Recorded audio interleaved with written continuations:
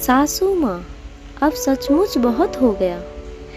मुझको तुम सभी बच्चे लोगों से कुछ ज़रूरी बात करनी है, इसीलिए थोड़ी देर में सभी लोग हमारे पास हमारे कमरे में आ जाना। सावित्री जी ने जैसे ही सुबह का नाश्ता समाप्त हुआ, वैसे ही अपने दोनों बेटे बहू शरद और मेघना, दीपक, आंचल और बेटी दीपाली से कहा, जो कि 2-3 दिन पहले ही मायके आई हुई थी।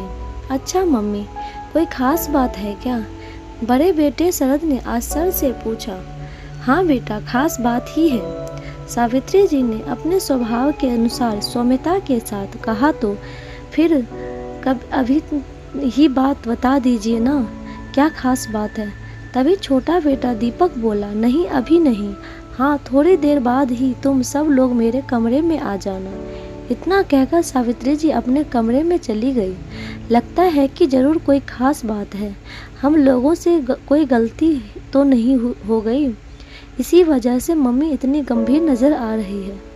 दोनों बहुएं मेघना और आंचल भी आपस में चर्चा करने लगी। नहीं भाभी, मुझको तो ऐसा कुछ नहीं लग रहा कि मम्मी आप लोगों की गलती के लिए हम लोगों को एक साथ कमरे में बुला रही है, जरूर कोई और ही बात है।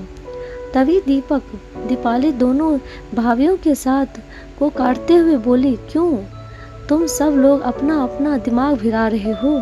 अभी थोड़ी ही देर में सब पता चल जाएगा कि आखिर मम्मी के दिमाग में क्या चल रहा है। दोनों बेटों ने कहा, जो कि आज रविवार की छुट्टी से घर पर ही थे।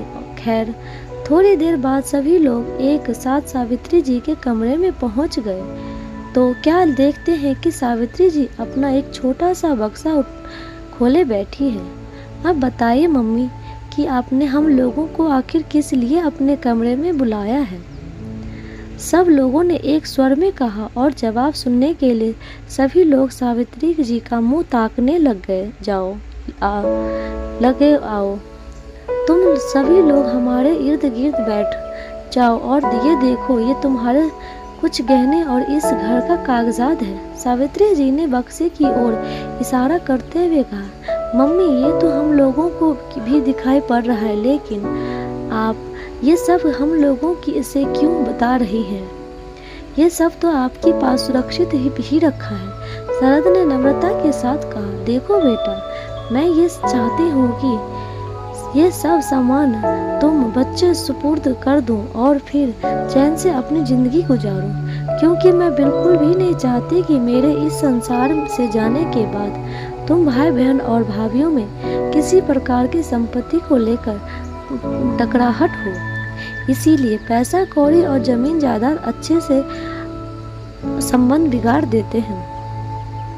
सावित्री ने इसी बार ठंडी सांस भरते हुए कहा, मम्मी आप ऐसा क्यों सोच रही हैं, जबकि आप अच्छी तरह से जानती हैं कि हम सब लोग अच्छे से खा पी रहे हैं, सब अपनी अपनी जगह संपन्न हैं, फिर आप ये सब क्यों कर रही हैं? बड़ी बहू मेघना ने समझदारी का परिचय देते हुए कहा, भाभी बिल्कुल सही कह रही हैं। दीपक और चंचल बोली, देखो तुम लोग या तो समझ नहीं रहे हो या समझाना नहीं चाहते हो। एक बार जब मैं ये सामान अपने हाथ से उठाकर तुम सबको दे दूंगी तो चैन से भगवान के घर जा सकूंगी। इतना कहकर सावित्री जी की आंखों में एक नमी सी तैर गई। बस मम्मी, तुम बहुत हो गया, उतनी देर से भगवान घर जाने की बात कर रही हो। क्या पापा की तरह से हम लोगों को अपनी छत्र छाया से मरहूम कर दोगी?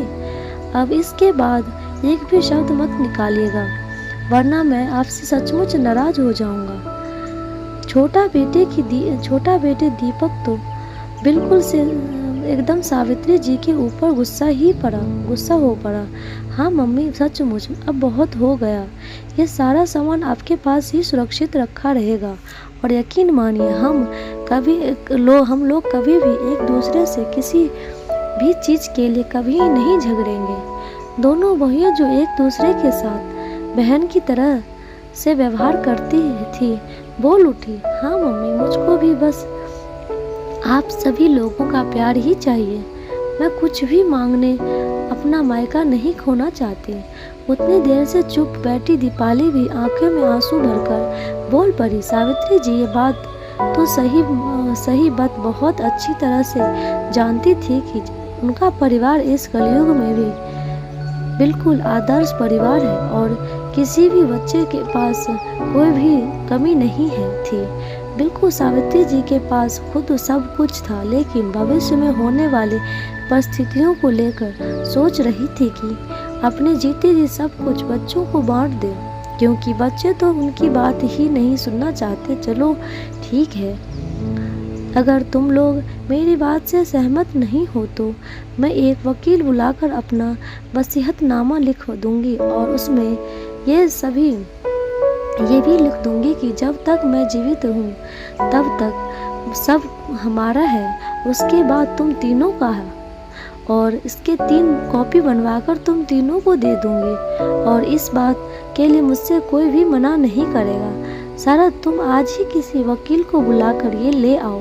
सावित्री जी ने अपनी बात पर अंतिम मुहर लगा ठीक है मम्मी, अगर आपकी यही जिद है तो यही सही। शरद ने आखिरकार सावित्री जी की जिद के आगे घुटने टेक दिए और शाम को ही शरद एक वकील को लेकर आ गया। सावित्री जी ने अपनी वसीयत लिख दी और साथ ही भगवान को बहुत बहुत धन्यवाद दिया कि कहा आज के ज़माने में लोग ज़मीन जायदाद के लिए मर मिटने को तैयार हो जाते हैं, लेकिन मैं सचमुच बहुत भाग्यशाली हूँ कि जो मुझे भगवान ने ऐसा सुंदर और संस्कारी परिवार दिया। दोस्तों, क्या सावित्री जी की ने ठीक किया? लाइक, कमेंट और के द्वारा अवश्य अवगत करवाइए और प्लीज़ सब्सक्राइब मुझको ज़रूर कीजिएगा। Thank you.